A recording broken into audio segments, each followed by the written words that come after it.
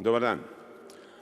Na početku prvo da čestitam Svetog Savu svim đacima, pošto je između ostalo Sveti Sava i školska slava, da im poželim da nastave svoje školovanje u školama u kojima se dobija znanje, a ne lažne diplome, da pored sebe nemaju lopove koji prepisuju tuđe, nego imaju svoje prijatelje koji žele da uče, da kad porastu to znanje koje nauče u tim školama iskoriste da rade u jednoj normalnoj privredi, u jednoj normalnoj državi, da ta država ima normalnu javnu upravu od mesne zajednice do vrha vlasti, da nemamo na tim mestima ni bolesnike, da nemamo na tim mestima ludake, da nemamo na tim mestima kriminalce, lopove, sve ovo što sada imamo.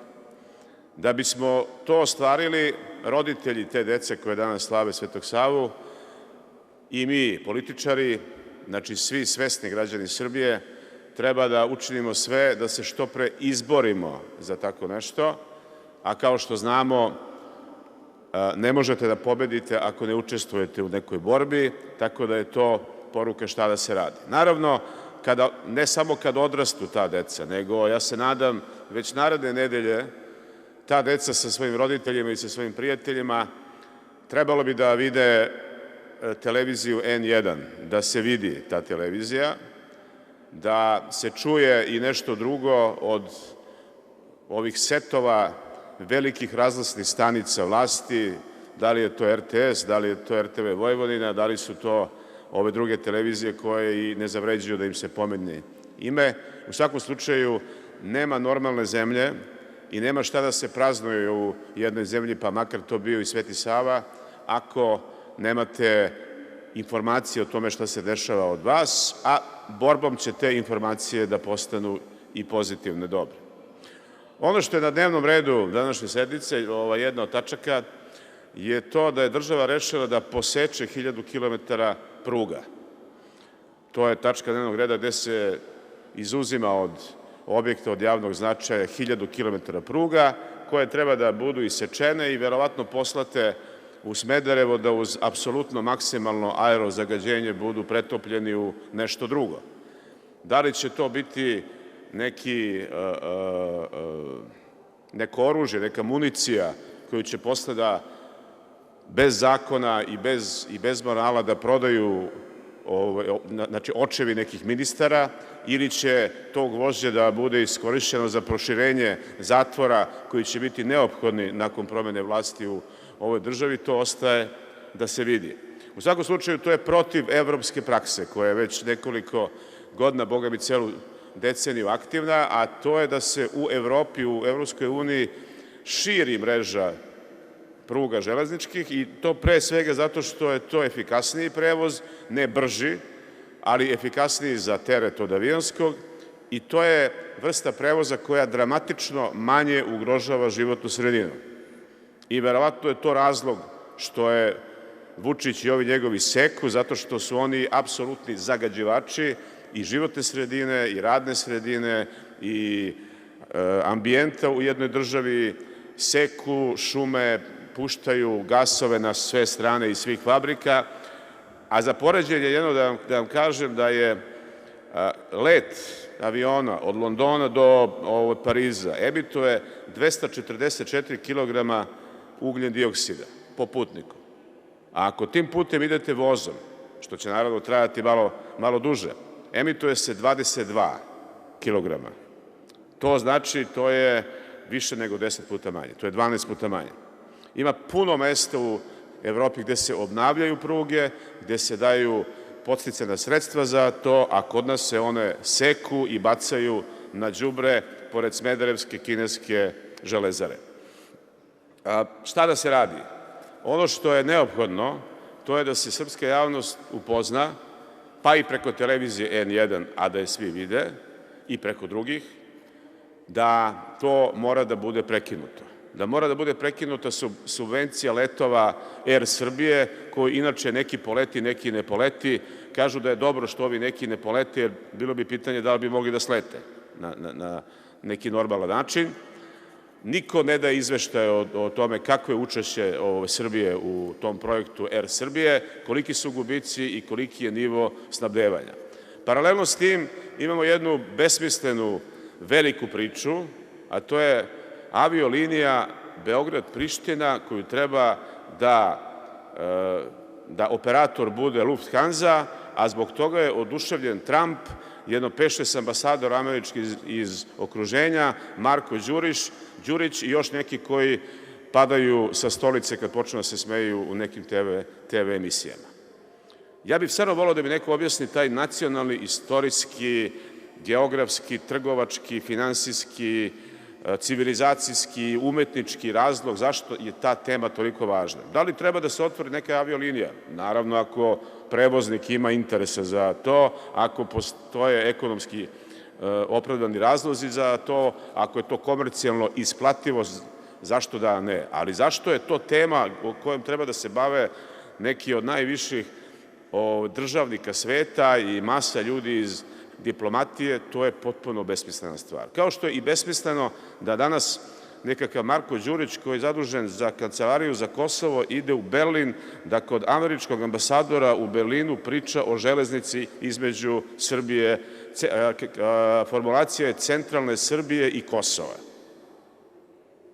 Koji je to smisao? To valjda ima neko, naravno nije to Zorana Mihajlović, iako je to resor, ali neki saobraćajni inženjer koji nešto zna o železnici vrlo lako može da da za pola sata odgovor na pitanje da li postoji, u kom je tehničkom stanju pruga, koliko treba se uloži da se ona obnovi, a neki ekonomisti da daju ocenu kolika je ekonomska isplativost. Ovako se od svega toga pravi neviđena drama, bez bilo kakvog smisla, bez bilo kakvog razloga. Zašto? Zato da bi se prikrilo sve ono što očigledno čak i svim građanima Srbije ne valja u ovoj državi, a to je kriminal vlasti. To znači još jednom Krušik i heroj Aleksandar Obradović, to znači još jednom lažne diplome koje nije samo diploma malog ili slinavog, nego to su diplome koje imate svuda oko vas. Tu su nesretni ljudi koji su poginuli u železničkoj nesreći, ali ta nesreća nije bila tipa kao što je bila ovo od juče nesretna sa američkim košarkašem Bryantom Kobijem, nego je to bila jedna primena sile od strane vrha vlasti da bi se ti ljudi naterali u smrt. Zato ljudi moraju da odgovaraju, zato odgovorni moraju da odgovaraju pred sudom. Zato sam ja podneo 5. novembra prošle godine krivičnu prijavu protiv Aleksandra Vučića, Stefanovića sina, Stefanovića oca i bivšeg direktora Krušika, zato što su oni organizovana kriminalna grupa koja je nanela veliku štetu i ugledu, ali i materijalnu štetu i Krušiku i celoj Srbiji. To mora da se promeni i da bi se to promenilo, teško da to može da se promeni tako što će političari da beže sa terena iz nekih demagoških razloga, nego da se borimo do poslednje, metaforički rečeno, kapi krvi naših protivnika, političke krvi naših protivnika. Hvala. Imate li pitanja?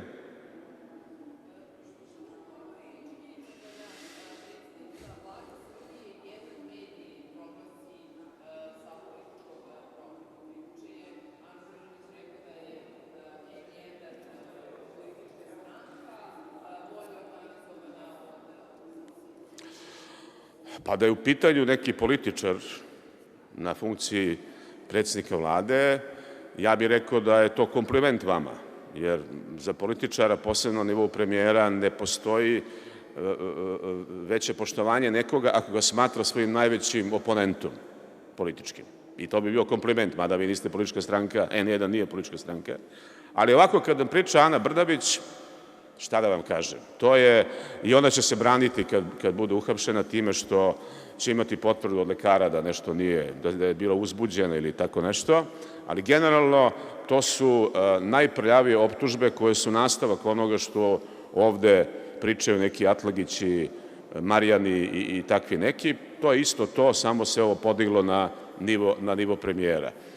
I međunarodne organizacije i svesni građani Srbije i političke organizacije Srbije moraju da stanu u odbranu svega onoga što Srbiju čini normalnom zemljom, a što vlast želi da uništi. Između ostalog, to je i vaša televizija, televizija N1.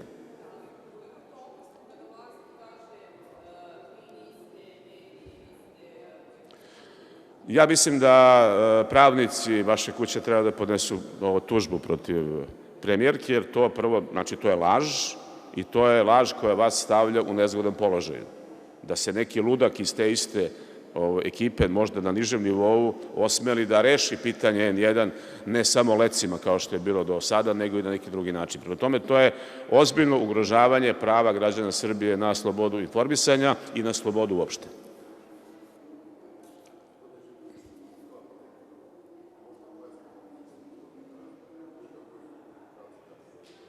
Imate u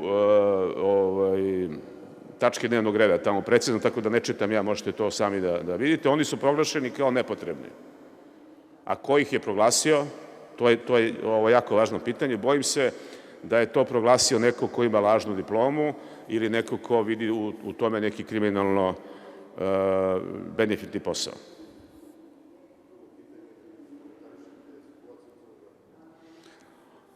Situacija u Crnoj Gori, koliko sam upoznat sa tim, je takva da se stvaraju tenzije oko nečega što nikome nije baš precizno jasno šta se tamo dešava.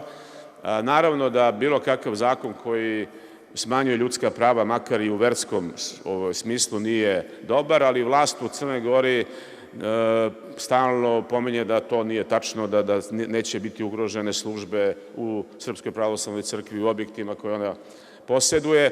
I ja nemam te informacije iza javnosti, koje su očigledno važne, koje su pravi motor, glavni motor za ono što se dešava dole. Siguran sam da u Crnoj Gori, kao ni u Srbiji, nema toliko odanih vernika koliko se okuplja na tim protestima, ali sve dok to ostane na nivou protesta i dok se ne pretvori u bilo šta što ugrožava bilo čiji život, zdravlje ili pravo, ja mislim da je to jedna situacija koja će se rešiti u samoj Crnoj Gori, a vlast u Srbiji, građani Srbije, političari u Srbiji mogu da izraze svoju zabrinutost zbog toga što se to dešava, ali ne treba se mešaju u to što se tamo dešava. Mi treba da rešavamo stvari koje su na našoj teritoriji.